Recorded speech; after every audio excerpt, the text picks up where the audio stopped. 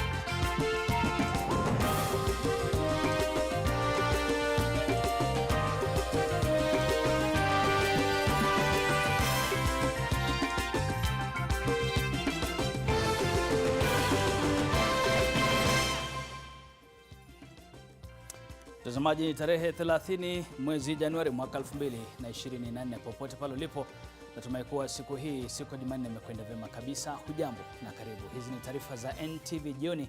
Kuanzia sasa hadi mwendo wa saa 1:30, mtazamaji, nitakuwa nakuletea taarifa hizi maridhawa kutoka pembe mbalimbali za taifa. Tufuate kupitia tovuti www.ntvkenya.co.ke. Kwanza kabisa ni vipasho. Passport yangu ndiye apply mwezi wa 5. Mpaka today nao sijaipata, na tulikuwa tumeambiwa itatoka na 3 weeks.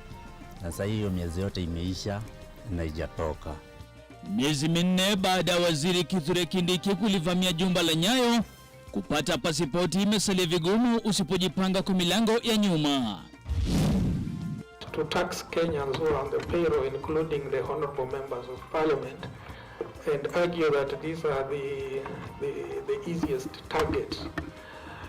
But the bill does not explain very clearly how they will get the border guy to pay this tax. Leo ni funga kazi ya maoni ya mwananchi kuhusu ushuru wa nyumba uliopendekezwa na serikali ya Rais Ruto. Sijashuhudia ile public participation ikifanywa ya nyumba za bei nafuu ambayo inaendelea. Only an independent judiciary can safeguard the rule of law and ensure state stability. Jaji mkuu Martha Koome asema kamwe mkao wake na Rais Ruto usitumiwe kuhujumu uhuru wa mahakama. Na inachukua muda sana kubrand, na tuka create kitu simpler na neat na very fast. James Mwangi, mkazi wa Nakuru, anaweka lebo sare za shule kwa kutumia magurudumu ya gari. Jasho lake hilo kwenye makala ya Jasho Langu.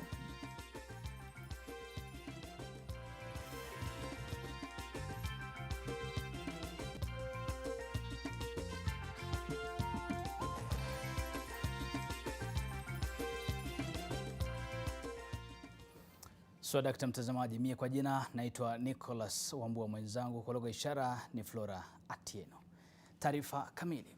Septemba 7 mwaka jana, mwaka 2023, waziri wa usalama wa ndani Profesa Kithure Kindiki alifanya mkutano wa dharura na maafisa wakuu wa idara ya uhamiaji katika jumba la Nyayo hapa jijini Nairobi, na kutangaza kwamba mrundiko wa maombi 40,000 ya hati za kusafiria katika idara ya uhamiaji utashughulikiwa katika siku 10 zijazo. Waziri huyo pia alielezea kwamba wizara yake inanuia kukabili tatizo la kucheleweshwa kwa vyeti vya nidhamu vinavyotolewa na idara ya upelelezi wa jinai. Je, miezi 5 baadaye taswira iko vipi na kwa Mkenya? NTV inaweka utendakazi wa ahadi zilizotolewa na serikali kwenye mizani. Hii leo darubini ikielekezwa katika idara ya uhamiaji. Frida Mwaka anatathmini.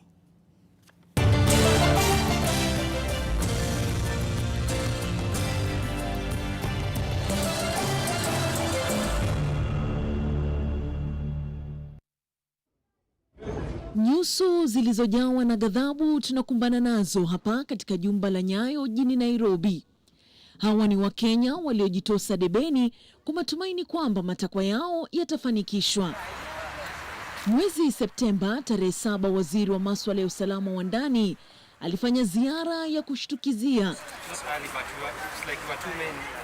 Hapa alifoka na kuwapa matumaini Wakenya kwamba vyeti vya usafiri ni sharti vikadhibiwe kwa wananchi katika kipindi cha siku 10. What the people of Kenya are going through is very painful. It should not have happened in the first place, but this is where we are. The solution is not to lament, the solution is to fix it. Je, ilikuwa ni ahadi hewa? Hii ndio taswira kamili kwa takriban mwaka mmoja, hata baada ya ahadi walizopewa Wakenya. Ni kama ibada kwa baadhi ya wanaosaka vyeti vya usafiri. Kila siku mwendo wa saa 2 asubuhi foleni hujaa hapa, ila ifikapo saa 11 jioni vilio ni vile vile. Eti mashini za kuchapisha zimekwama, mara karatasi zimepungua, mara umeme na kadhalika. Niruhusu nimpe jina Musa. Jamaa huyu tuliyetangamana naye katika mtaa wa Pipeline hapa jijini Nairobi anasimulia kisa cha kusikitisha pale ambapo alinusia bahati ya kupata ajira nchi ya Somaliland mwaka jana mwezi Juni, ila sasa anaichungulia bahati hiyo ikimponyoka. Hiyo kazi nilikuwa nimeenda Somaliland, ni kazi ya kujenga estate. Na nilikuwa nimepatiwa 3 weeks, 4 weeks niende, na sijawahi pata passport ya kwenda Somaliland. Seremala huyu kila kuchapo hujawa na matumaini ya kupokea cheti chake, angalau aufunganye virago na kuanza ukurasa mpya nchi ya Somaliland. Kila wakati tunapewa vitabu, hakuna, tugojee hiyo vitabu, hata mimi nashindwa kwani zilikuwa tunangojea mpaka lini, na utasagojea sana upoteze kazi. Ananijuza kutokana na hali ngumu ya uchumi humlazimu kupiga guu kutoka eneo la Pipeline hadi mji mkuu siku 3 kwa wiki tangu mwaka jana. Hata kwenda kuangalia passport sometimes ninakosa fare, ninatembea mguu mpaka Nyayo House, hata ninarudi mguu mpaka hapa Pipeline. Mimi sijapata kazi nyingine, ni ile tu ya kupata siku moja siku mbili, ila kuhustle. Kwenye taarifa kutoka kwa idara ya huduma za uhamiaji kupitia afisi ya mkurugenzi wa idara ya huduma hiyo Bi Evelyn Cheluget, imetaja kwamba kiini cha kucheleweshwa kwa vyeti hivi ni ukosefu wa rasilimali thabiti zinazotarajiwa kufanikisha mpango huo, na hivyo kuwalazimu kufanikisha vyeti kwa walio na safari za dharura. Je, ni haki Mkenya kupata huduma chwara licha ya mzigo wa maelfu ya ushuru anaotozwa? Frida Mwaka, NTV, Nairobi.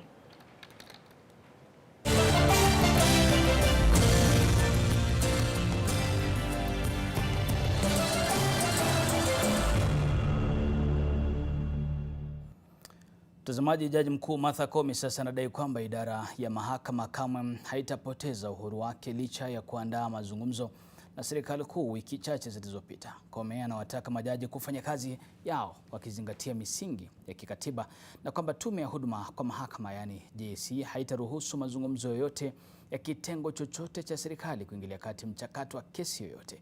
Sydney Chazima ana maelezo zaidi katika ripoti ifuatayo. Jaji Mkuu Martha Koome leo hii ameonekana kumlenga Rais William Ruto na wandani wake wa kisiasa walioizomea idara ya mahakama kwa kutoa maamuzi yaliyosimamisha sera na mipango ya serikali. We will never discuss the merit of a case. That will be determined by the judge based on the evidence, based on the law, and based on their own understanding of whatever has been presented to the court. And if that decision turns out to be erroneous and not to be acceptable to any party, they should appeal. Wiki chache awali, mkutano baina ya Jaji Mkuu na Rais William Ruto Ikuluni uliibua mjadala mkali, huku upinzani ukidai kuwa huo ndio mwanzo wa mchakato wa kumaliza uhuru wa mahakama. Koome ana wazo tofauti. Even when we open ourselves up to dialogue, one thing we will not open ourselves to is our decisional making independence. Wiki iliyopita, Rais Ruto alipokea mapigo makubwa kutoka kwa idara ya mahakama licha ya kuandaa mkutano na Koome na hata kuahidi kuwaongezea bajeti ya utendakazi. Mojawapo ya sera na mipangilio ya serikali iliyosimamishwa mahakamani ni usafirishaji wa polisi hadi kule Haiti, komisheni ya kudumisha usalama na mpango wa nyumba za bei nafuu. Swala hili lilimghadhabisha rais na wandani wake. It is deceitful for you to sabotage the opportunity for other Kenyans also to get a job in other parts of our economy. Mahali pesa inatoka ni kwa ushuru, na hii judiciary ndio inasimamisha ushuru yako. Mimi naona hapo kama tutakosana kidogo. Mimi naona kama ikifika bunge tutafunga kingine. Licha ya tishio la kupunguziwa bajeti katika idara yanayosimamia, Koome anashikilia kuwa hawatotingizika. Only an independent judiciary can safeguard the rule of law and ensure state stability. Koome alizungumza haya katika mkutano ulioleta pamoja wawekezaji na washikadau katika sekta ya sheria na uongozi kutoka mataifa mbalimbali duniani, mkutano ulioandaliwa katika hoteli moja jijini Nairobi. Sydney Chazima, NTV. Mtazamaji, hebu tubadilishe gia kidogo, tuelekee kule katika maeneo ya Nyanza ambapo wimbi jipya la uhalifu limekumba kaunti ndogo ya Kisumu Magharibi. Hii ni baada ya watu wanaoshukiwa kuwa wahalifu kumuua mwanamume mmoja Jumatatu siku na kutupa mwili wake karibu na soko la Holo. Huko Kusa alitembelea eneo la tukio na kutayarisha taarifa ifuatayo. Uchungu wa mwana ajuaye ni mzazi. Walter wanasema alikumbana na kifo chake jana usiku mwendo wa saa 3. Alikuwa akifanya kazi katika kinyozi iliyoko katika soko la karibu la Holo. So this morning it was reported to us there was a body found along the road from Tido and Holo. And from the look of things it's like he was waylaid and killed. Baadhi ya wakazi wanashuku kuwa Walter aliwawa kwingine kisha mwili wake kutupwa kando ya barabara. I can confirm that incidences of insecurity along Kisian Holo route has been very rampant. Wiki iliyopita mlinzi wa usiku kwa jina Alfred Muranda aliwawa kwa kukatwa katika soko la karibu la Obambo baada ya watu wanaoshukiwa kuwa majambazi kuvamia duka la mvinyo alikokuwa akilinda. We have to look for other alternative ways of curbing these incidences, because it's just mere patrols is not enough because they plan with us. So we need to go to where these people, they hide out and then find them, mop them out so that they are brought to book. Hatimaye polisi waliuhamisha mwili wa Walter katika chumba cha kuhifadhi maiti cha Jaramogi Oginga Odinga kwa ajili ya uchunguzi. Huko Kusa, NTV. Asante sana Ukusa kwa taarifa hiyo. Na mtazamaji, ni kwamba hunda zaidi ya wafanyakazi 300 wanaotegemea hospitali ya Nakuru War Memorial wakakaa bila mishahara mwezi wa Februari wapo mzozo wa umiliki wa ardhi inayositiri hospitali hiyo utaendelea mahakamani kati ya kampuni ya kibinafsi na kaunti ya Nakuru.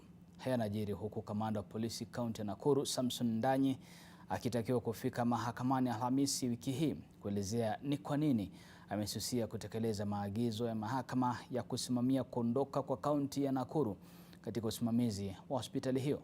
Mwanahabari wetu Ruth Sarmoi kutoka kaunti ya Nakuru ameandaa taarifa hii ambapo kwa sasa, mtazamaji, kwa muda wa wiki 2 hivi kumekuwa na mzozano katika hospitali hiyo. Hebu tazama.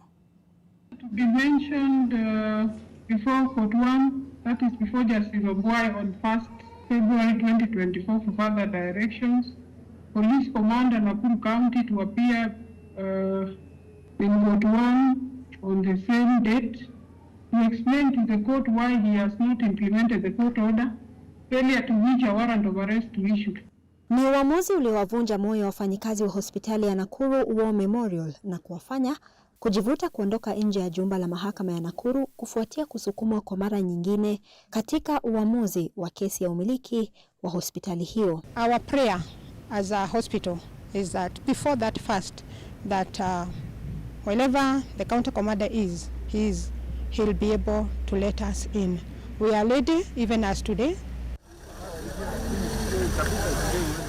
Mzozo wa umiliki wa hospitali hiyo baina ya kampuni ya Nakuru War Memorial na kaunti ya Nakuru sasa imeathiri shughuli ya ulipaji wa mishahara kwa wafanyikazi, kwani wasimamizi wanaoshughulikia swala hilo hawajaruhusiwa na maafisa wa kaunti kuingia ndani ya kituo hicho cha afya. We are supposed to prepare the salary when we are in the hospital, which is not plausible.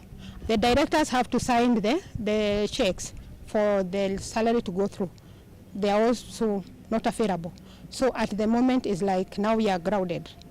In War Memorial, by 26th, salary it's in our accounts. Today is 30th. We have nothing.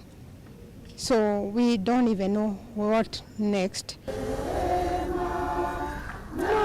Matroni wa hospitali hiyo anaeleza kuwa mvutano huo ukiendelea utakuwa na madhara zaidi kwa afya ya wafanyikazi hao zaidi ya 300. The next thing is about mental issues because some of them will go into depression.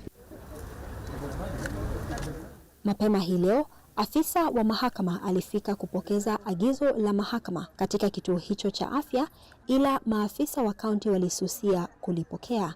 Milango ya kuingia kituo hicho ilikuwa imefungwa kwa kufuli kuzuia kuingia kwa mtu yeyote yule. Ndani amekiuka agizo hilo la mahakama kwa mara ya 3 sasa. Ruth Sarmoi, NTV, kaunti ya Nakuru. Mtazamaji, taarifa hiyo kutoka Nakuru basi inatupeleka kwenye mapumziko mafupi tu. Muda si mrefu narejea na mengi zaidi mtazamaji, ila katika sehemu ya pili ndio tuliokuandalia.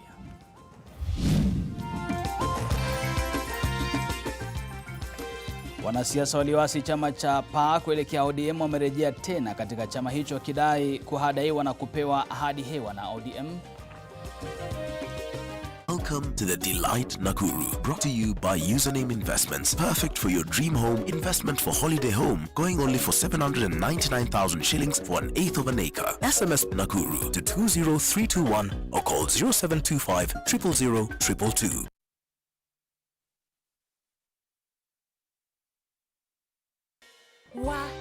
Lakini vile hii ekonomi imetufinya, ilinibidi kubadilisha sabuni nikatumia ingine rahisi. Bala, ilibidi nioshe kila kitu mara 2. Sikuwa na otherwise, nikarudia Ariel. Ariel, usafi bora kwa mwosho mmoja tu. Sí, ¿vos de qué parte sos? Yo de aquí.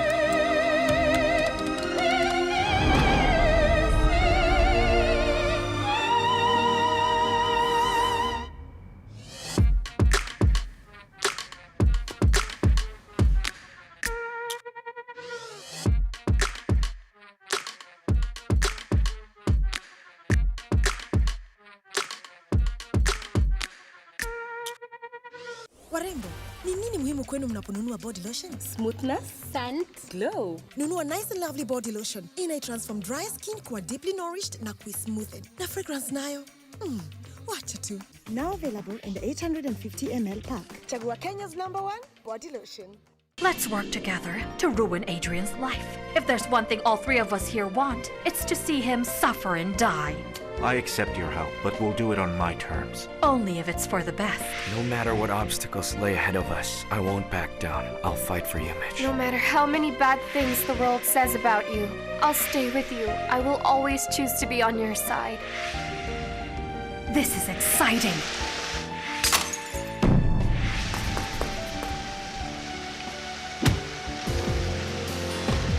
Secrets of El Paraíso. Join the Optivan family today and experience the epitome of coastal living at Ocean View Ridge, Vipingo by Optivan. Call us on 0790 300 300. Optivan, Optivan.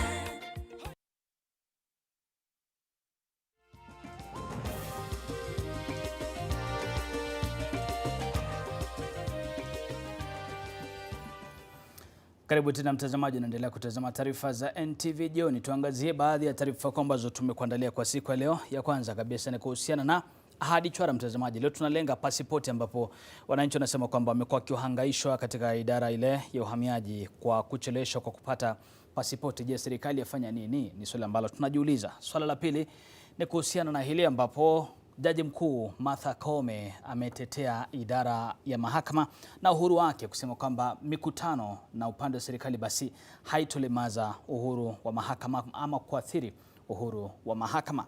La tatu ni kuhusiana na hili mtazamaji, ambapo sasa walinzi wa kibinafsi watakuwa na nguvu zaidi za kuwakamata mtazamaji kupata na kosa wanakutia mbaroni kabla maafisa wa polisi wenyewe basi kuchukua wadhifa huu ama kuchukua nafasi hiyo kukutia mbaroni, mtazamaji. Ni swala ambalo, pendekezo ambalo limetolewa na katibu katika Wizara ya Usalama wa Ndani, Bwana Omolo Daktari. Na la mwisho kabisa ni siasa. Hapa ambapo wanasiasa wa PAA, chama cha PAA ambapo tayari wamepaa na kuondoka ODM, wamerejea nyumbani kwao katika chama cha PAA. Hii ni baada ya siku chache tu ambapo waligura na kuelekea katika chama cha ODM. Wanasema kwamba huko wamepewa ahadi hewa na hivyo basi wamepaa na kurejea kwao PAA.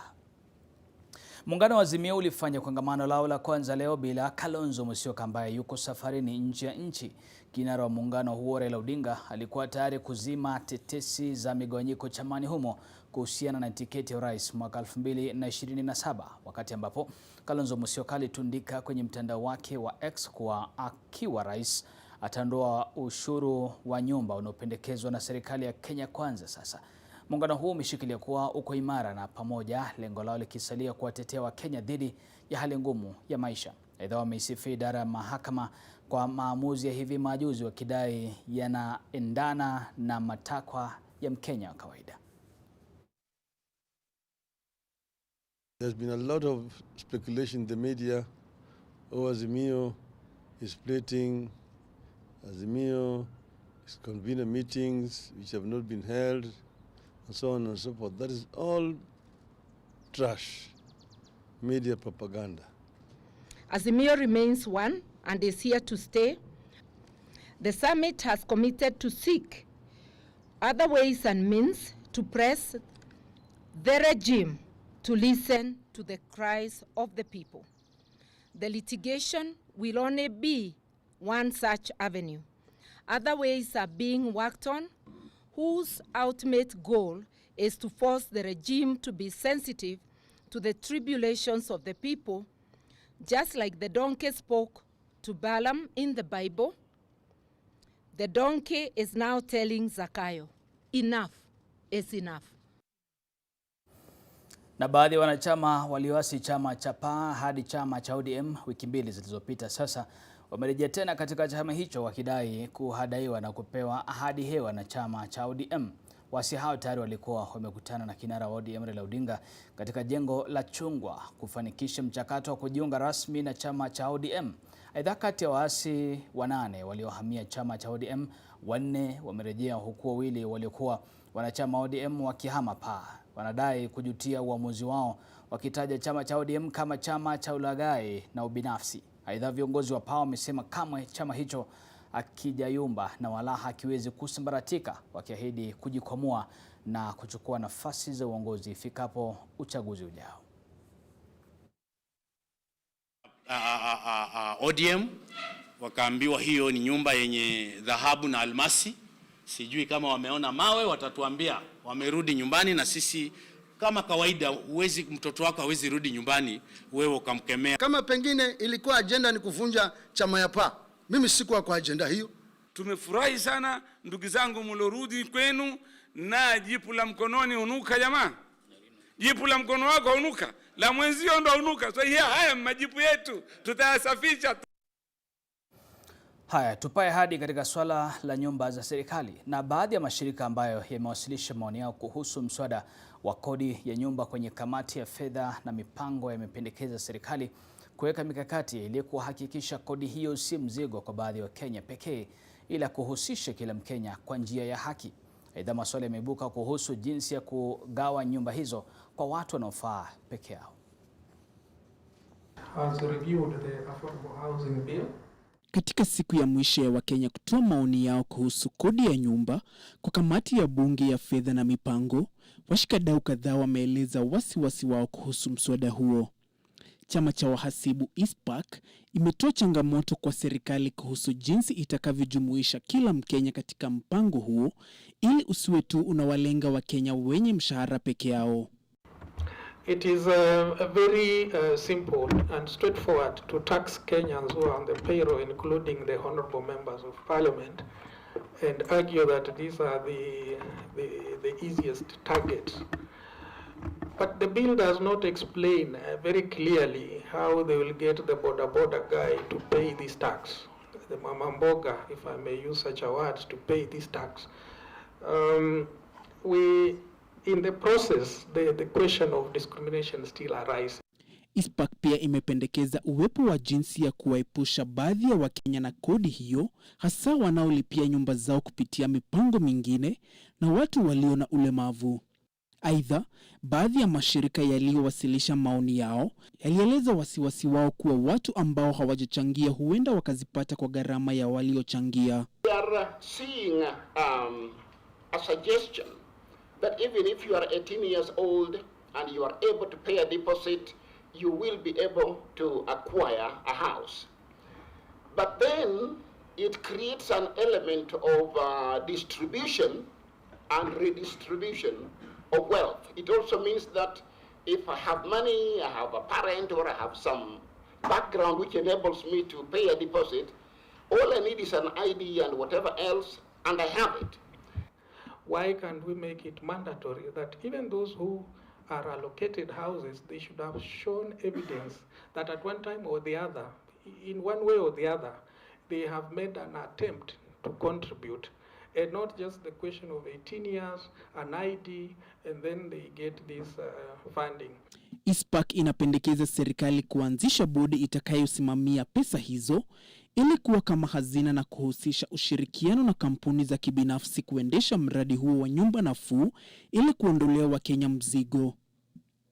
Martin Mwangi, NTV. Sasa mtazamaji, tuwasikilize Wakenya wanalipi wajualo kuhusu kuhusisha umma kwenye mchakato ya kubuni sera nchini. Serikali wajenge na pesa yao, sisi tuchukue. Sisi hatuna pesa ya kukata. I make sense juu kota hajaipitisha, wana skip loopholes mingi. So for the government I think what they should do, kawa hizi refund basi watupatie hii housing project ya maana. Wewe unakata pesa zako, baadaye unasikia ati nyumba inauzwa 1 point, na sasa mshahara yako ni 10,000. Unaizana na hiyo 1 point? Sio inatosha kununua hata shamba mahali ujenge upate nyumba smart, badala kuenda kungangana na hiyo maneno. Sijashuhudia ile public participation ikifanywa ya nyumba za bei nafuu ambayo inaendelea, na ninajua ya kwamba leo ni siku ya mwisho ya kufanya public participation kuhusiana na mambo ya hizo nyumba za bei nafuu. Hapa Bungoma hatujafanya public participation. Mtazamaji, haya ndio yajayo kwenye taarifa za spoti. Mwanariadha mwenye kasi zaidi barani Afrika katika mbio za mita 100 Ferdinand Omanyala kuanza msimu wake kwa mashindano mawili Ufaransa wiki ijayo.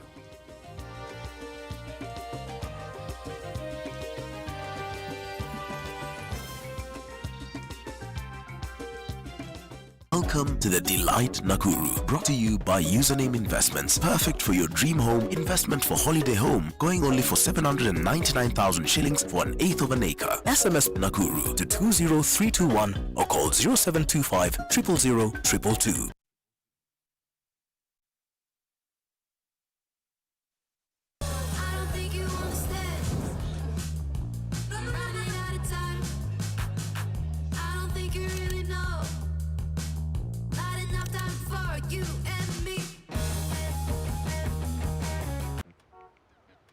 It's Friday and things are looking a bit boring. Fanta. Submit to the fizziest of fizz. Surrender to a bubbly bliss. Fall for the tangiest of tangs. Succumb to the flavor frenzy. Fanta. Indulge with a sip and snack. Dad, what made you decide to become a doctor? It's because my father needed one. And you, what do you want to be when you grow up? I want to be happy like you. Hey! Within life, we have moments. Within moments, we have each other. At Prudential, we believe that when it comes to those you love, never leave it to chance. Leave it to us. Life insured is love assured.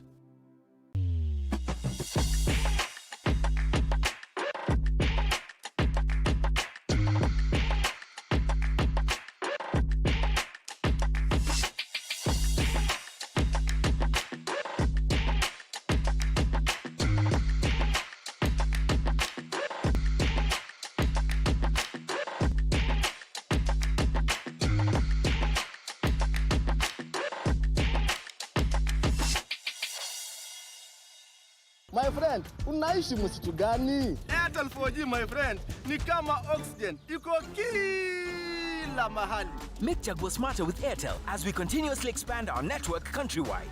Enjoy 1.2 GB at 20 bob, valid for 1 hour. Dial *544# or use My Airtel app. Airtel, a reason to imagine. Warembo, ni nini muhimu kwenu mnaponunua body lotion? Smoothness, scent, glow. Nunua Nice and Lovely body lotion. Inai-transform dry skin kuwa deeply nourished na smoothed. Na fragrance nayo. Wacha tu. Now available in the 850 ml pack. Chagua Kenya's #1 body lotion.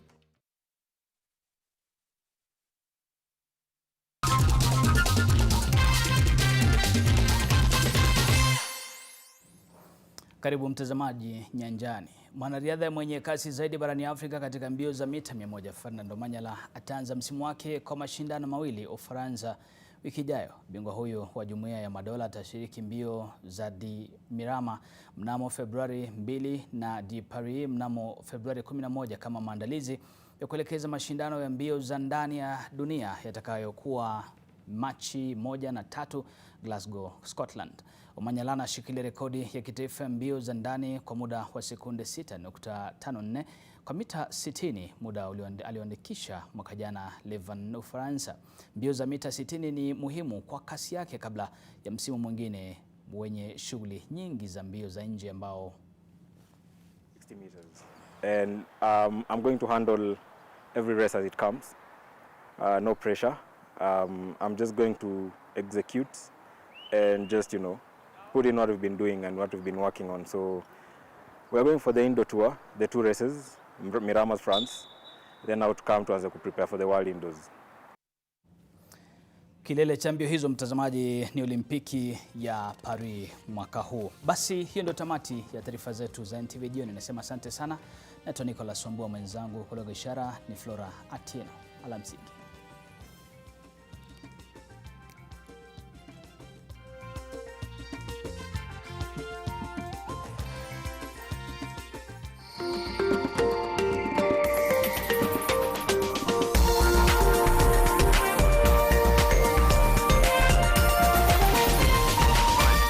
This is NTV.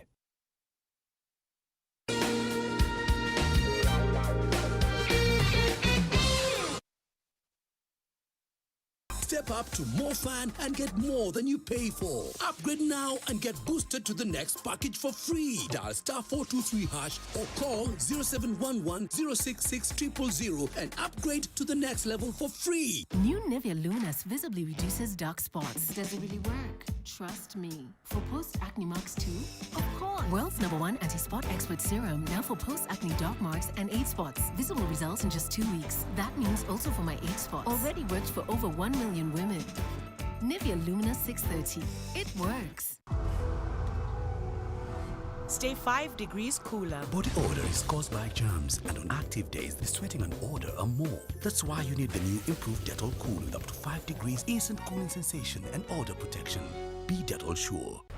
Wanasema Finley aligonga mpira. Ikagonga windscreen ya gari. Alright. Akamfungia mtoto kwa nyumba. So after that tukajibishana hiyo. Akaniambia hii mkebe pia ni kitu ya kuringia. Kina hiyo mkebe ndio ilimsaidia usiku wa manane. Hawezi linganisha mtoto wangu na gari. So alichukua hatua ya kwenda kuripoti kwa polisi ati nimekidnap mtoto wake. Let's work together to ruin Adrian's life. If there's one thing all 3 of us here want, it's to see him suffer and die. I accept your help, but we'll do it on my terms. Only if it's for the best. No matter what obstacles lay ahead of us, I won't back down. I'll fight for you, Mitch. No matter how many bad things the world says about you, I'll stay with you. I will always choose to be on your side. This is exciting.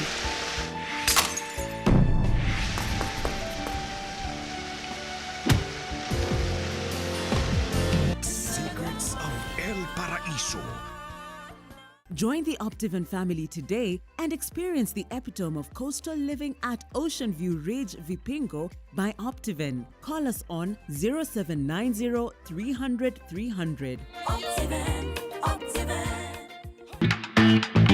Are you curious about that dazzling look?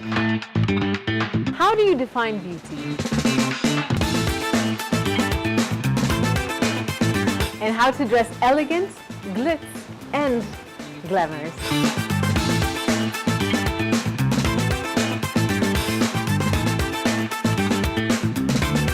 The Glam Show is here to answer all those questions and show you what's popping and what's the latest in the beauty and lifestyle world, because you need it.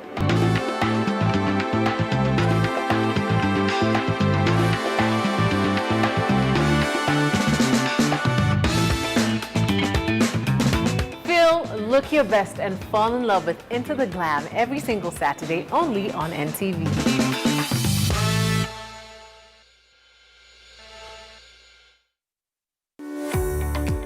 Pre-primary 1, she was starting to get issues with hearing in class. She could actually say, I can't hear the teacher. Or when you talk to her, you notice she's not hearing.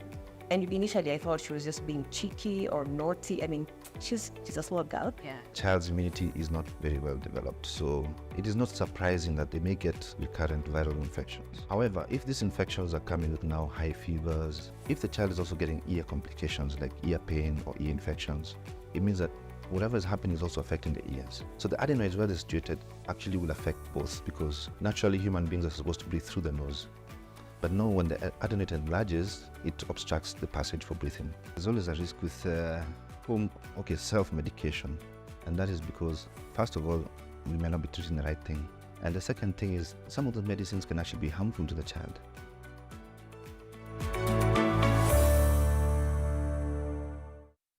Dad, what made you decide to become a doctor?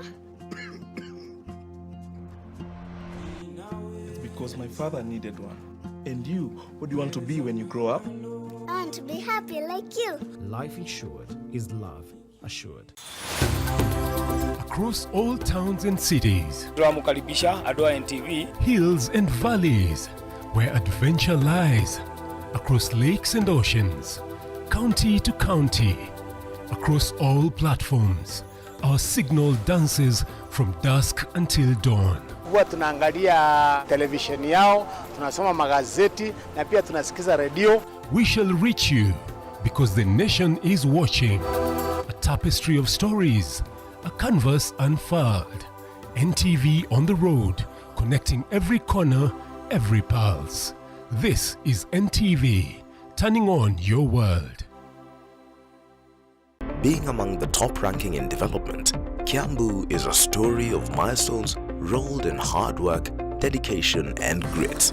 Governor Kimani Wamatangi's election has set this Mount Kenya county on an even higher trajectory. Never has any regime put more emphasis on delivery of top-tier health services than Governor Wamatangi's government. Kiambu Afya has really impacted positively on our community. But good health starts with a healthy and balanced nutrition. And any good diet rides on agriculture, in which Kiambu is miles ahead. Further, the Ministry of Investment, Trade and Industry has gazetted Kiambu County Export Processing Zone EPZ, the project that is part of President William Ruto's bottom-up economic transformation agenda. We have approached several investors. We have had conversations including with the China Chamber of Commerce. While other counties wrestle with the complexities of what devolution has been 10 years on, Kiambu is showing, not just saying, how it's done.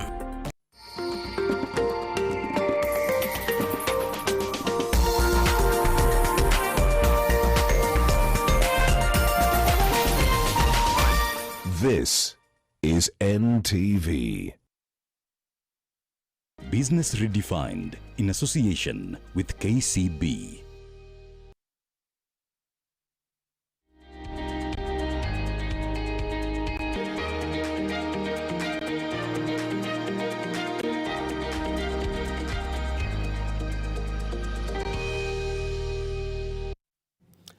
Ladies and gentlemen, this is your weekly most comprehensive look at the world of business, finance and economics. Welcome to another episode of Business Redefined. Tonight we want to talk about matters HR, that is human resource, what they say infrastructure, emerging trends, what are we seeing in the landscape. And we're privileged to have Dr. Emmanuel Okeleji, who is the founder and CEO of Seamless HR. You're welcome on set, Doc. Thank you very much. Glad to have you here. Thank you. You had a big conference Yes. Tell us about it. Why was it significant, and what brings you to Kenya? So we have an office here in Kenya. It's been 2 years now since we've set up an office in Kenya, and we started a partnership program.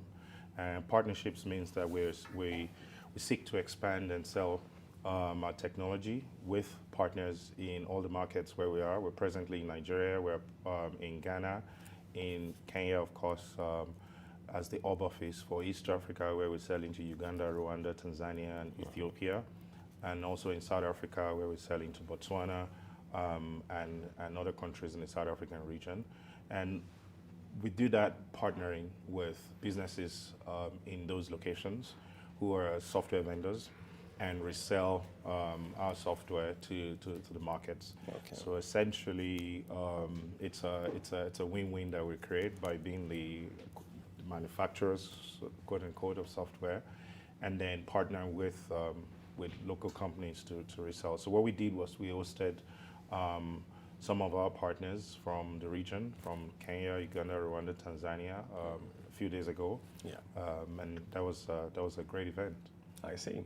So you've spoken about software vending, and for those who are watching and wondering, what exactly is Seamless HR? Tell us about it. Yeah, so Seamless HR is a modern cloud-based technology that helps companies manage all of their human resource processes, from hiring all the way to exit and everything in between. So it will be performance management, payroll, time and attendance, leave management, disciplinary management, all of those things that HR normally does. Yeah. And we have close to 1,000 businesses that use us, basically medium to large enterprises. So it'll be banks, insurance companies, governments across Africa. Like I mentioned, we're now in several countries across the continent, helping people and organizations optimize their most important resources, which is the human capital. Human capital. I see. Fantastic. And in markets largely where you play in Africa, we have vast informal economies, and the practices, many would argue, are not really structured. Yes. So how does your solution then come into this kind of space? Yeah, so that's actually our motivation. Our mission is to help Africa optimize its resources. Yeah. If you find Africa's contribution to global GDP is less than 3%, and Africa's population is about 20% of the globe. So it's without doubt the least productive continent, unfortunately. Yeah. And Africa has 30% of the resources in the world and 65% of the arable land in the world. So such a rich continent producing less than 3%. It's regrettable. So, unfortunate. Yeah. But that's the responsibility we all have to increase the productivity of the continent. And so our mission as a company and what our software does is to help institutions improve their productivity. Yeah. How do you optimize the work of people with things like performance management, things like time and attendance, with things like making sure you're eliminating ghost workers with payroll and stuff like that. So that's what we do, and we address. I mean, the reason why companies are not structured, like you said, is because they don't have the tools to structure themselves, and because there's no seamless HR, so to say, to help them structure themselves. Yeah. And you can't, for instance, you're an agri business, you're not supposed to be building your own HR software. Yeah. And if that HR software was not available, then you don't have something to structure yourself. And before seamless HR, the players would be European and American companies that are charging dollars and pretty expensive. They're not built for these markets. So you find that African businesses didn't have anything to use, and it's only just maybe a few companies at the top who can afford those foreign softwares that I will not name. Yeah, but with the advent of seamless HR, we're now able to serve our own people with software that actually works for us and actually solves our own problems. I see. You speak to like you have a very homogeneous, homegrown solution, and one of the realities that the labor market now is confronting is that COVID and post-COVID, a lot of work is done remotely. Yes. How are you tailor-made to cater to the needs of a remote working environment? Yes, so a number of ways. And there's remote working within organizations. There's remote working, the gig workers who work remotely. But many companies have their staff now working remotely. And we actually saw an increase in demand for our software on the back of COVID, because companies now need software more than ever to be able to make sense of their employees. Yeah. even when people came to work, some ghosts still came to work, right? Now that people work from home, I mean, it's field day for the ghosts, right? So you need technology to optimize even more now when people work from home. And so a lot of the work we've been doing in the last few years is how do we help companies manage remote work better? How do we help, for instance, teammates will never see themselves again because they don't work from the office? How do we build a software? How do we contribute to the connection between teammates virtually, even if they're working from home? So for instance, I'll tell you one of the functionalities that we're working on, which is if you join a company and there's sort of like a club membership on your HR software where you can find folks who have similar things that they like you across organizations, and you can congregate online and connect with your colleagues and organize to meet off work and stuff like that. So there's a lot of innovation. That's just an example. Besides the actual need of employers to say, how can we ensure that people are working well and we're tracking performance management, even if we cannot see them face to face? How can we make sure that we're able to track the work people are doing? Those are the kind of things that we see people demanding for on the back of COVID with seamless HR. I see. And you speak a lot about ghost workers, and it sounds to me like you have a very strong public sector franchise. Yes, we do. I'm curious as to, when you look at your client base, what's the split between, if I could call it, corporate versus public? So we started with the corporate, and for obvious reasons, the structure of human resources is stronger on the private sector. And it was important to us that we were built for the merit of the private sector. So over the last 5 years, we've really just focused on the private sector. So we've got like banks and insurance companies and manufacturing companies across Africa who use us. And we recently started focusing on the public sector. And that's really something I'm very passionate about, because see, what's the challenge with Africa is the weakness of institutions. And you know, the government can do everything themselves. If the people don't build the tools that the government can use to improve its productivity, and we can't really complain, you know. So so we've now set up a B2G department in the company, business to government, and we're working with governments across the continent. And the kind of things we hear government talking about is ghost workers, is actually how do we even know who's working for us? I talked about the continent that has less than 3% contribution to global GDP. There's work to do. We don't need ghosts coming to work. We need people working. Yes, there's a lot of work to do. So we find that the biggest pain we find with governments is the ghost worker problem, not that much in the private sector. And also just tracking performance, tracking that the work that is putting in is generating value, and managing payroll, connecting time and attendance, people who don't come late to work and stuff like that. So we find that there's need for that with governments, and we're really passionate about working with governments across the continent to improve productivity in the public sector. I mean, if you ask anybody, where do you have less productivity, private or public? And our lives depend on the public sector. So part of our vision and mission is to make sure that we can help as many governments in Africa optimize their human resources and run more efficiently. Okay. As we go into a break, is your solution sector agnostic? Are there sectors you look at and you say, that's off our radar, we don't touch it?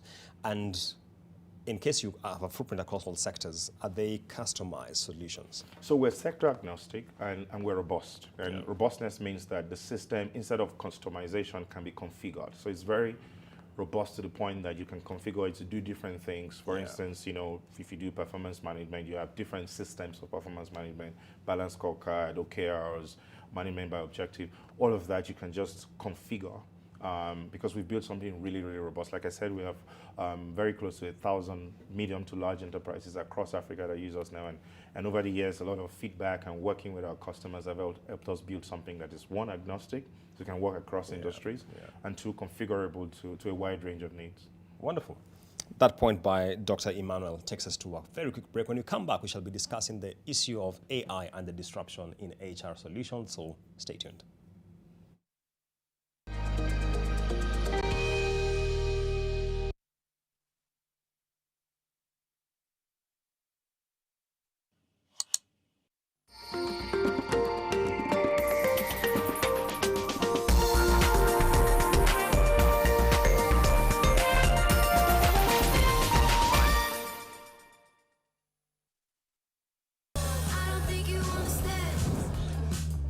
Running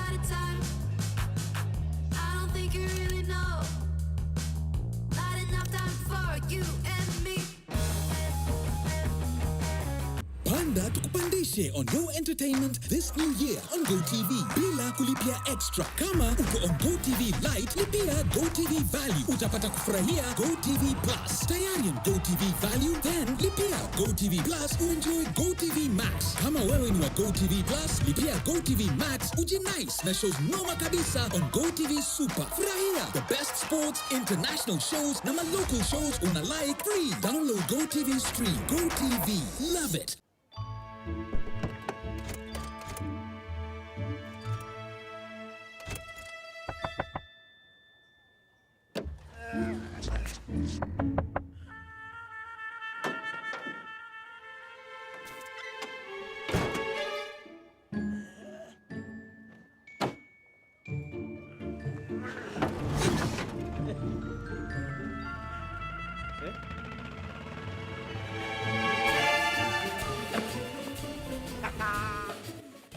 There's a kind of bank assurance intermediary that really allows you to relax because you know you'll be good. That's Coop Bank Assurance Intermediary for you. Get covered real good through Coop Bank Assurance Intermediary. I trust Sunlight 2-in-1 washing powder to give my clothes a sensational clean and an uplifting fragrance. Sunlight. More than you expect.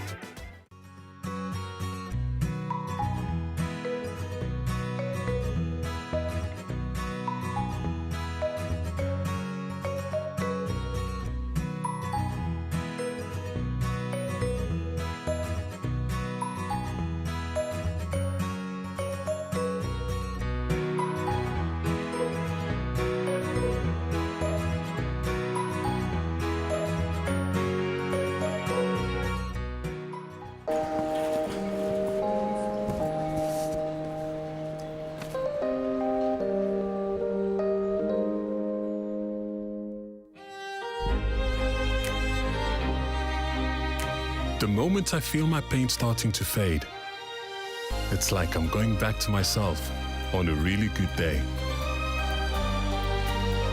Panadol Extra releases you from strong pain. Panadol, release starts here. You are watching Business Redefined in association with KCB.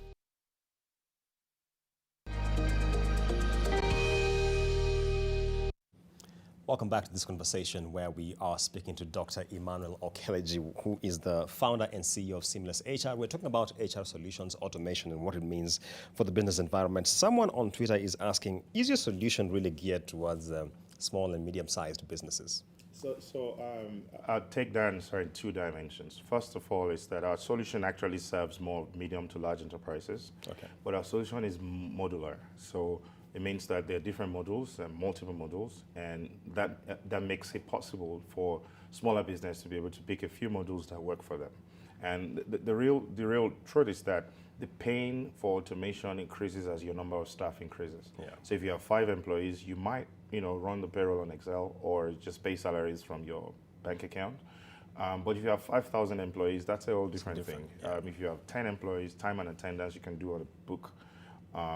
But if you have 5,000 people, you need something. It's a whole different ballgame. So we find that the pain for our solution sort of increases as the number of staff increases. And so naturally, you find that more of our customers are medium to large enterprises. Yeah. But we do have many small businesses, not micro businesses, but small businesses who have potential to grow and they want to automate from early in the journey. And so we have a fair amount, hundreds of those kind of businesses who use Seamless HR. So scalability is a big factor for you as you hunt for clients. I see. Yes. And that's a roundabout way of also asking you, how do your price points look like? Without going into the numbers, you can just give us a sense of it. I'll say significantly cheaper than the European and American competitors. Significantly cheaper, significantly more affordable. I see. And in this environment where we are seeing a lot of FX headwinds, this is locally priced. Yes, it's locally priced. Absolutely. Wonderful, wonderful. Yes. What are your clients telling you in terms of the extent to which your solutions have helped them to extract efficiencies? Is there like a metric you use to gauge this? Yes, a number of metrics. For instance, just employee wellness increases. Employees are able to get stuff done. For instance, as a government agency that we set up for one of the countries, And if you were going to apply for leave, it was something that was going to take weeks. You have to write papers and files from office to offices. And we're able to cut that from weeks to minutes, actually, because it just goes through a workflow. And so there's just increased efficiency for the HR department. There's just better experience for employees. There's increased compliance with things like payroll, where you're able to comply to taxes, reduced fines, because the system automates all of that process for you. There's increased performance with things like our performance management system, where you're now able to actually, for instance, some companies who do performance management, performance appraisal once a year, now they're able to do it quarterly because it's automated and you can do that more efficiently and faster. So there's just a wide number of things that we've seen. I mean, there's a reason why 1,000 companies are voting for us. I see. There's a Kenyan here asking a very interesting question. Are we HR professionals at risk of losing our jobs because of Dr. Emmanuel's solutions? But maybe the more nuanced question here is, how is the interface between the solution you have and the human capital that is playing in the HR space? So no, I mean, we've not yet taken any HR manager's job. We actually do have a community of HR professionals who, close to 3,000 HR professionals now across the continent who use our software. In certain countries where we are, it's actually a part of job descriptions now. The ability to use Seamless HR is part of job descriptions for HR professionals. And that shows that we're partnering with HR professionals. We're making their work easier to allow them to focus on more strategic things. I mean, it's not the job of an HR professional to carry a file from office to office. No, that's not the job. So we're automating all of that so that the HR professional can focus on what their job really is, helping organizations to manage their people. Okay.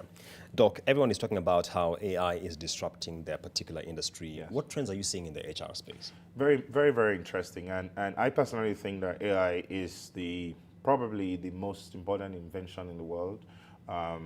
Probably even more than the internet. And if you can see how much the internet has changed the way we live, I think AI is going to change it more than that. And people are, for good reasons, worried about that. But that's how people were worried when the internet came as well. And if you remember in 2000, there was the .com, and everybody felt that when we crossed, there was going to be chaos. Yeah, it was chaos. So all those fears, we found out they were unfounded, and I think that responsible regulation is going to help. AI is not going to end the world. That's the first thing I would say. I think AI is going to make the world significantly better. It's going to make the world a lot more efficient. The internet has helped the world. So for instance, you can talk to your family and friends more. You can get from place to place on the power of the internet. That has helped the world. AI will help the world. But a number of things. First is that just like the internet started, when the internet started, Africa didn't have a seat on the table. Technology wasn't this advanced on the continent. We're fortunate that at this time, Africa has a seat on the table. And for us in Seamless HR, it's extremely important to us that we represent the continent on the AI table. And what that means is that if we don't build AI, the West will build it and we'll have to pay for it. And we'll pay dearly for it. So we're spending millions of dollars literally this year. And we've been working on AI since last year, but this year is a big part of our cardinal goals for the company. And a lot of investment is going into making sure that we can leverage AI for our customers and continue to do that at prices our customers can afford. And so AI for things like just even managing everything from employee compensation. How do you know the right salary to pay employees? By learning from what other companies pay employees. Like I said, we have arguably the largest pool of employers in the continent use Seamless HR in terms of HR software. That's a lot of data that helps us know how to advise employers how to compensate appropriately. And even from things like just helping you predict things that could happen in your company, predict times of the year where, for instance, people would be off work, where productivity dips, so that we can advise you on what to do to make sure that there's no dip in productivity. Things like optimizing recruitment to help you find the right fit for jobs. Things like even helping you understand reporting structures better, personality testing that helps leaders understand how to lead their direct reports better and how people can work together better. Artificial intelligence is helping us do a lot of those things. And we're doing a lot of research and development, and we're rolling out functionalities even now in AI, but it's just the beginning. We think that it's going to be incredible, the change that AI is going to bring to the world, and we want to make sure, we're making sure that we're at the forefront of that for our customers and for our continent. There's a very interesting question here from a Kenyan asking, please, I'm an HR professional, ask the doc to advertise for a position or to headhunt, which way to go? I know it's a bit open, but... Yeah, I mean, it depends on the position. If you were hiring a very senior professional, I'd say you should headhunt because they're really good, very senior people. Most of the time, not all of the time, most of the time they're not looking for a job. Yeah. And it's at the top of the pyramid. You don't need so many people there. You want to literally headhunt for that. But if you're hiring 500 people for your company, you should post a job and let people apply. Use seamless HR, seamless hiring to go through the number of people that apply. I see. We're running out of time here, so your parting shot to Kenyans on this conversation of HR automation and what it can unlock for them. Yes, so I mean, the point is, our continent, our passion is to help our continent to be more productive. There's so much work that we have to do. By 2050, most of the working people in the world will be in Africa. Yeah. And if our contribution to world productivity is less than 3%, that's something to worry about. Yeah. And you know, if we don't fix that, it's going to be a lot of trouble. If there's just not enough resources to go around, people will start feasting on themselves, you know, and it will show off as wars and famines and different kind of things. But so it's important. It's important that we become more productive, and it's important that that productivity starts at a unit, and the unit of productivity will be the institution. So every institution needs to contribute to improving productivity, and it's impossible to be that productive without technology. I mean, I'll give you an example. A company like Amazon has 1.6 million employees. Walmart has 2.3 million employees. You can't be that big on files and paper. The way to grow and scale is to automate. So it's not a if, it's a when for most companies. So my encouragement is to leverage automation, is to leverage technology to optimize resources to be able to catch up with the rest of the world. And I believe that I'm very passionate about Africa. I think I'm long on Africa. I think that we will be the best continent in my lifetime. You're long on Africa sounds like a trader, but there's a final question here coming in, and this guy is asking, I know you touched on this, but can you speak to the issues of the gig economy and how his solution is adapted to that? So we're not really targeting, there are a bunch of solutions that sort of target gig workers right now, but you know, one can't do everything, right? So we target more institutions. Now, for institutions that have people working remotely, we're serving those institutions. Yeah. But there are a lot of technology solutions that help gig workers to find jobs, for instance, to get paid. And there are a lot of those solutions in Africa. Seamless, we're the leading HR and payroll tech company in the continent. And the way we see our work, we're going to expand both organically and inorganically. That means that we're going to be acquiring businesses. Because to improve productivity, we can't leave the gig workers alone. But today, we're focused on institutions. I'm going to tell you a secret, just between you and myself, that we're going to be acquiring more businesses across the continent along that productivity graph. And we have our eyes on gig workers down the line. But for today, we're still sort of working with institutions both in the private and public sector. The acquisition is in Kenya? Well, that's enough secret for today. Thank you so much, Dr. Emmanuel Okeleji. We have been discussing matters regarding seamless HR, the solutions coming into market, and the opportunity that we can extract from our human capital when it comes to HR solutions based on what he is spearheading at Seamless HR. This conversation will be available online, so you can still plug in and send us your questions, and we'll be able to shoot them to him and get responses, and we see how to take this conversation forward. Stay tuned.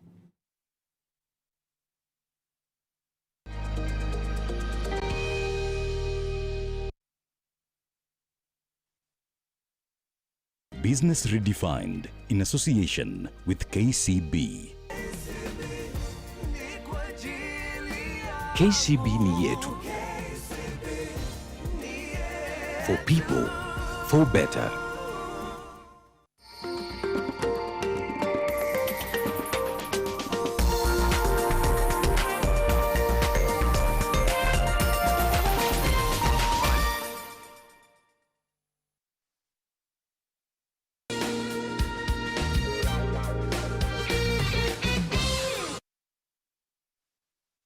Step up to more fun and get more than you pay for. Upgrade now and get boosted to the next package for free. Dial *423# or call 0711 066 000 and upgrade to the next level for free.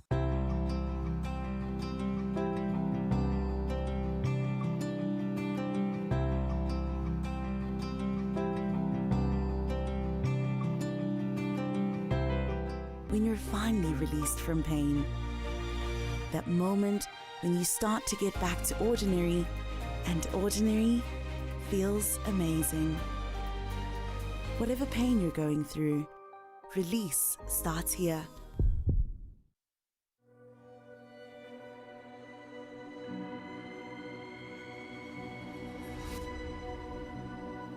People come to me and they say they get discomfort when they have ice cream.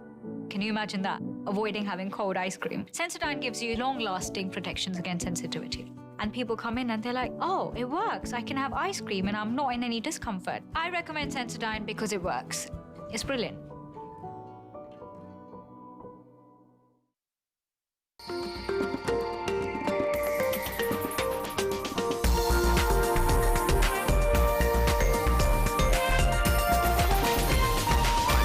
NTV, turning on your world. The following program has been rated PG. It may contain scenes unsuitable for children under the age of 10.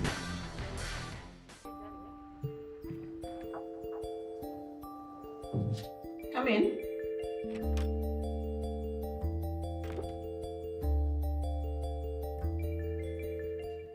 Meet my mother. Mom, this is Helen.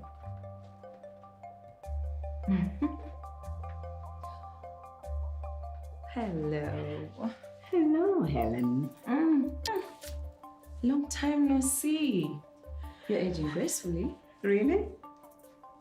Nashukuru. Mambo yangu yamekuwa mazuri. Umebadilika. Nimezeeka. Nothing like that. If anything, you become such an elegant lady. Thank you. Bado unaimba? Ulikuwa unapenda muziki sana wakati ule. Siwezi acha music. Lakini kidogo ili nilazimu nibadilike kidogo nikakuwa mwalimu. Oh, that's still okay. Have a seat, have a seat. Tony, come sit. Shall I get you some coffee, tea? Tea, coffee? Mom, actually hatukai sana. Tony, utamleta mgeni mpaka huku na sinywe chochote? Mom, tulikuwa tunataka kuambia kitu.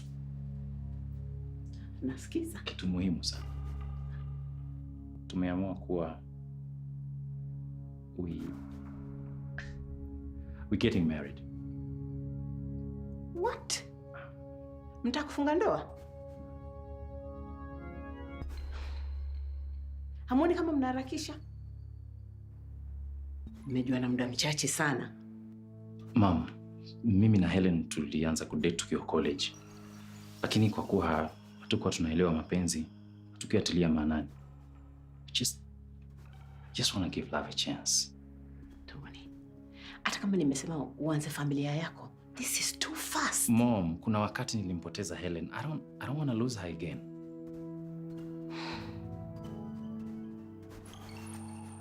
Helen.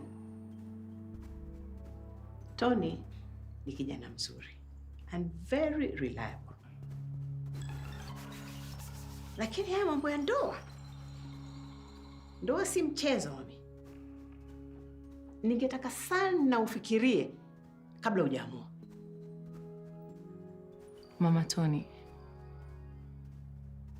kabla sijakubali kuja hapa, nilikuwa nishafikiria na nikaamua.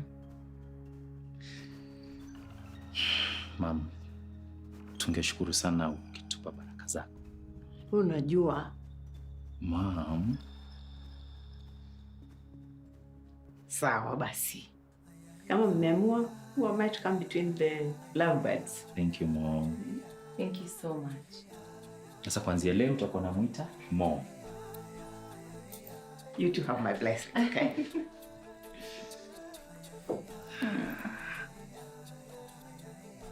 You're welcome anytime. Asante. Well, sasa ni kahawa ama ni lunch? Itabidi tuondoke. Haraka hivyo. You're welcome anytime. Okay? Sawa. Thanks, Mom. Bye. Bye. Good choice. Thank you.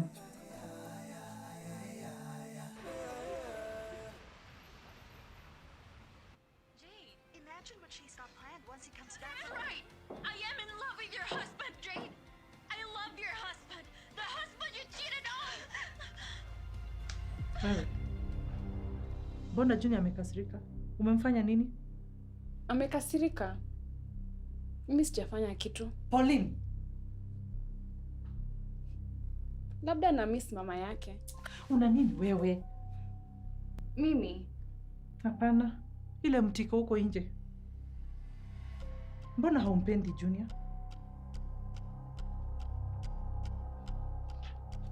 Huko si kwao. Una akili kwenye hiyo kichwa yako wewe? Hebu zima hiyo TV, uende kwa room yako. Kufanya nini? Sitajirudia tena. Enda kwa room yako.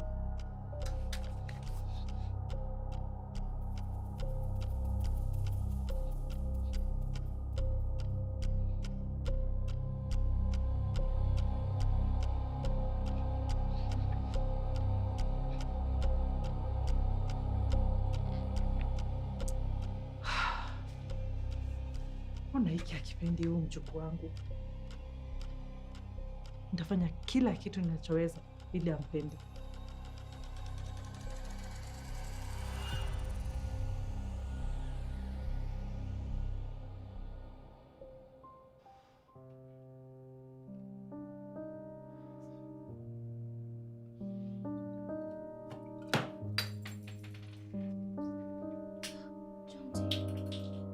Toka hapa.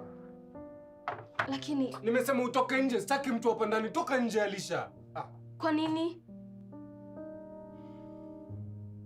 Nataka kujua ile uchungu nasikia kwa roho yangu.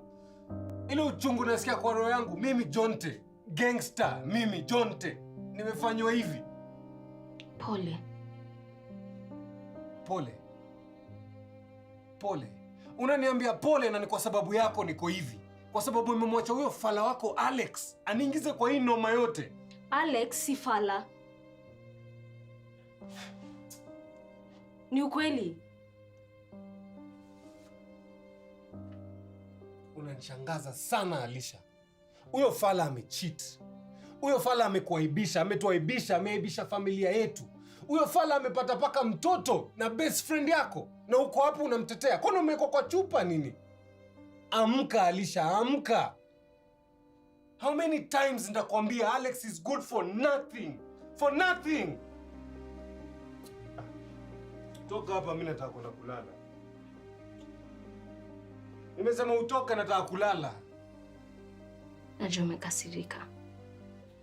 Lakini jaribu hata ukule kitu basi.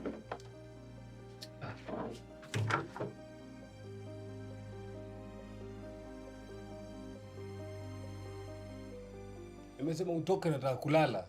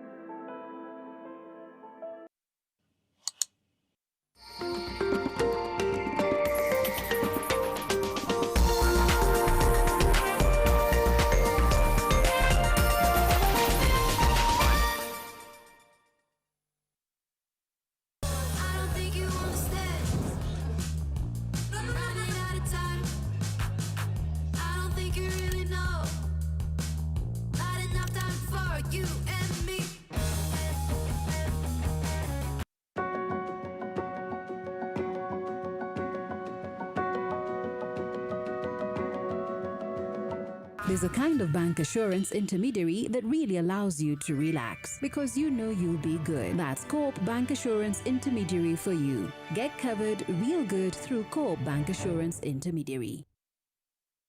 Warembo, ni nini muhimu kwenu mnaponunua body lotion? Smoothness, scent, glow. Nunua Nice and Lovely body lotion. Inai-transform dry skin kuwa deeply nourished na kui-smoothed. Na fragrance nayo. Wacha tu. Now available in the 850 ml pack. Chagua Kenya's #1 body lotion. Let's work together to ruin Adrian's life. If there's one thing all three of us here want, it's to see him suffer and die. I accept your help, but we'll do it on my terms. Only if it's for the best. No matter what obstacles lay ahead of us, I won't back down. I'll fight for you, Mitch. No matter how many bad things the world says about you, I'll stay with you. I will always choose to be on your side. This is exciting.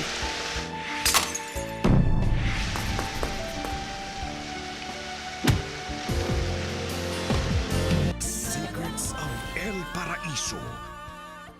Join the Optivan family today and experience the epitome of coastal living at Ocean View Ridge, Vipingo by Optivan. Call us on 0790 300 300. Optivan, Optivan.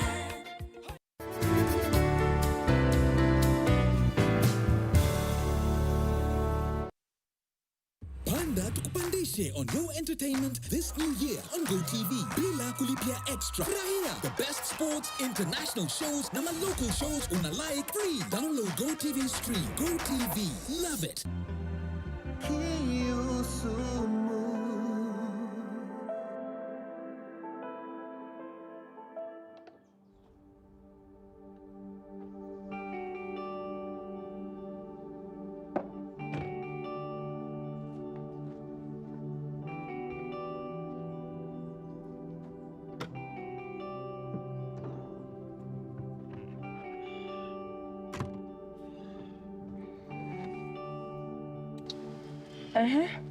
Baby, wanipeleka wapi lunch? Next time. Nimeona text nyingi sana za job. Acha nikupeleke home. Kwani kuna shida? Tulipokuwa ndani na mom, you were in high spirits. Sasa mbona umechange attitude?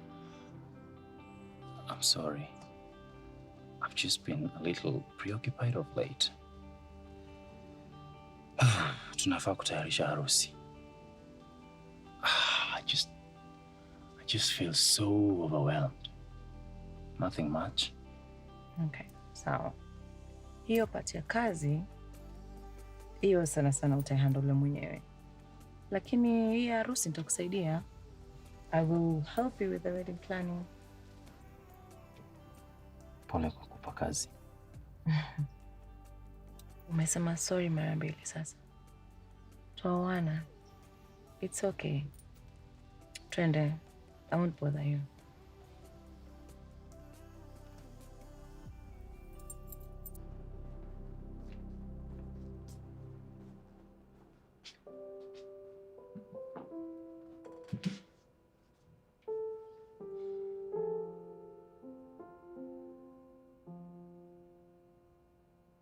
Mume wangu, Niambie. wewe huoni ni kama tumelaaniwa? Mke wangu, mbona unauliza swali la kukufuru? Si kukufuru. Huyu Jonte na Alisha nasikia wamenifika kwa koo. Mke wangu, hiyo ndiyo hali ya maisha. Bana, mimi naona yule alitunga hilo neno shida ni kama alikuwa iko na hii familia kwa akili yake. Alisha huyo ashafukuzwa na mume wake. Hilo halikuwa ni kosa lake. Ana mume ovyo. Na ukiongeza Diana kwa hesabu, gharika tupu. Nakusikia. Lakini naona maji yamezidi unga. Alafu Jonte na Fujo ni kama pacha. Hiyo ni hali ya wanaume. Lazima tupambane na tupigane ili tuweze kufaulu. Mimi mbona sijawahi kukuona ukipigana kila wakati? Yeye bado ni machachari. Akizeeka atatulia. Akiwa kona makovu ama ameshikwa na polisi? Haya, tosha. Tuachie hapo, mke wangu.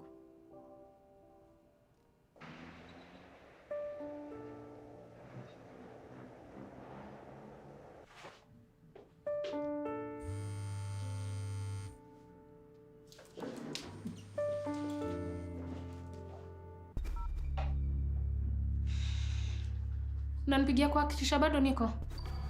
Wafikiria nitatoroka?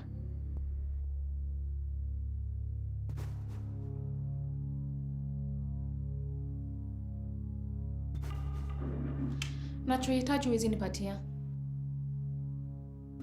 Christine ameniambia umeniwekea 1 million kwa account. Are you trying to buy me off, mom?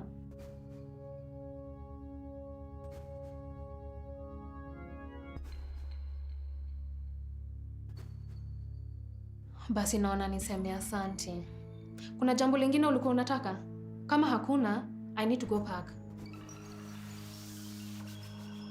Got it.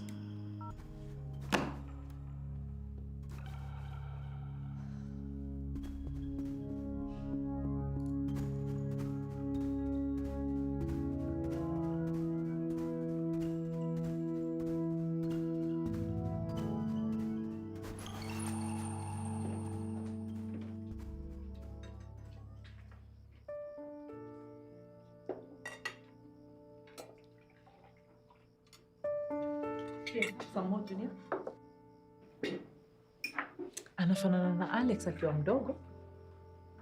Haya, unampepeleza kule na daughter-in-law wako kwa message? Hajibu calls na texts zetu.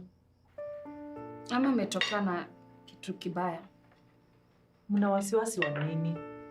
Nina uhakika ameenda kwao kutuongea vibaya. Hebu sikia venye wewe unaongea. Yaani mtoto wako ndiye amekosea na uko hapo ukiblame Alisha. Kweli kabisa. Alisha ni mzuri kuliko huyo homewrecker. What nonsense. Who is this homewrecker? Oh, darling, that is nothing for you to worry about. Okay, come on, go ahead, eat. Have some chicken. Good boy. Pass this to Auntie. Auntie, take. Muone. Ni kajeuri. Anaona sisi ni wageni huku na amefika kwao. Kana sinya. Unajua nini wewe? This is my grandson. Na huyu mtoto kwa umri wake amepitia mengi. Junior, you're such a brave boy, right? Yes. Good. Hata Alex alikuwa brave kama yeye. And he was also very shy. Grandma, I want to be. It's okay, baby. Just leave this here. Be careful. Okay, go now. Ama akatoto sika Alex. Anafanana na yeye sana. Hiyo ni sure. Unajua Diana ni serial liar. Hatufai kumwamini. Then mtoto wa Alex ndio atakuwa familia yetu. Hatufai kuchezwa hivi. Kweli kabisa. Unaonaje tukiwasukuma wafanye DNA? Hilo ni wazo nzuri. Shampata Alisha? Bado.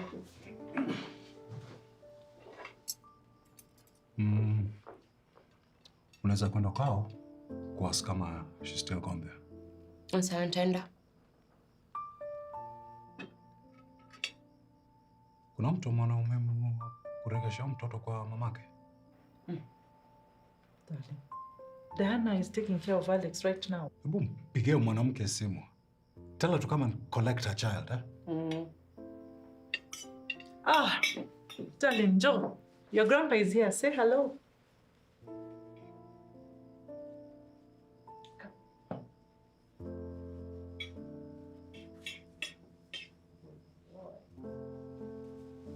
Hello, Grandpa. Grandma, why is Grandpa not talking to me? Don't worry, he's just tired. Grandpa, Mommy told me I could live with you in the future.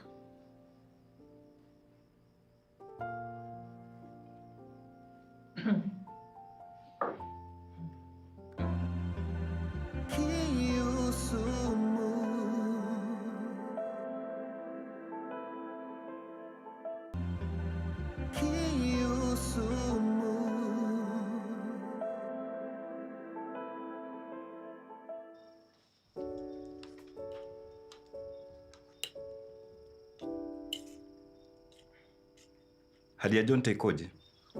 Amelala. Hajakula kitu chochote tangu asubuhi. Mimi nakwambia najuta kumlea yule msichana. Mama, tusahau yaliyopita. Sasa tuangalie yaliyo mbele yetu. na usijute kwa kufanya mazuri. Alafu Jonte amepitia mitihani migumu, tumsaidie sahi. Alisha, umepangaje? Kupanga nini? Alisha, unatarajia mtoto. Hautawacha baba mtoto? Yaani wewe ataka kumshawishi Alisha asiendelee na hilo swala la divorce. Mwanamume mwenyewe yuko ovyo kabisa. Hata hampendi. Hebu mwache mwanangu. Swala la ndoa halifuatiliwi na mambo ya hasira. Yataka busara. Yaani wewe, kuna lipi la kufurahia hapa? Tangu mtoto wetu aolewe huko, hakuna kitu chochote ameonyesha isipokuwa dharau. Walikuja wakamgeuza wakamfanya kijakazi. Mama, punguza hasira. Kosa ni langu, nisingewahusisha. Alafu yule mwanamke yasumbuliwa nani? Alitusaliti na kutosheka. Akaja akamkoroga mume wako. Kama si mchawi nini? Ishi, wacha maneno. Tema hayo mate. Ndameza. Alafu namlaani kwa sababu ya hizi shida zote alizotuletea. Laana hazitolewi usiku. Tuko na siku nzima kesho lenye shughuli mingi. Alisha, nenda kapumzike. Mwache mwenzako aendelee kula, akimaliza ndo ataenda.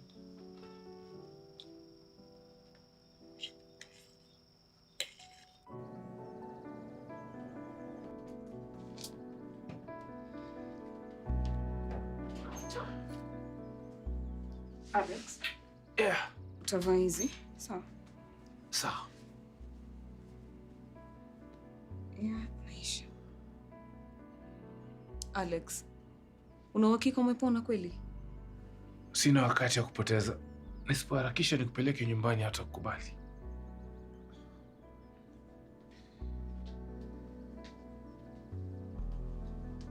Alex, asante kwa kunijali. Na nakuahidi kuwa nitakuwa mke mwema. Na nitamfunza Hassan wetu mambo mazuri mpaka uwe proud kwake.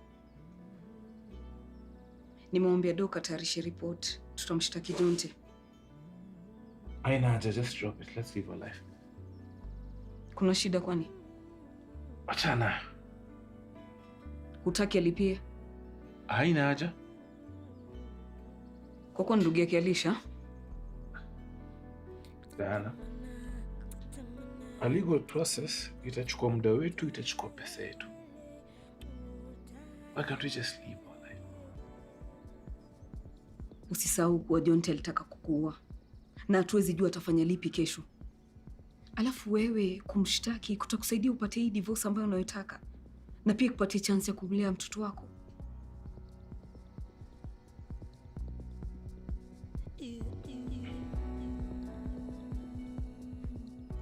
Pole.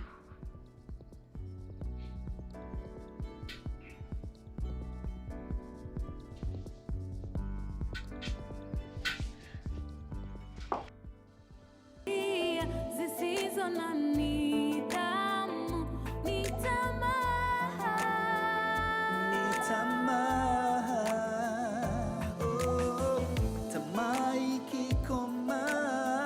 Tamaa ikikoma, huzaa dhambi. Kiu ya kisasi sumu, Kiu ya kisasi sumu.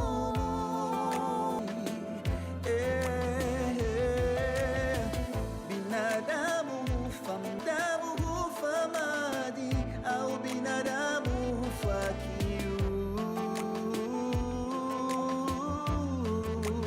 Kiu sumu.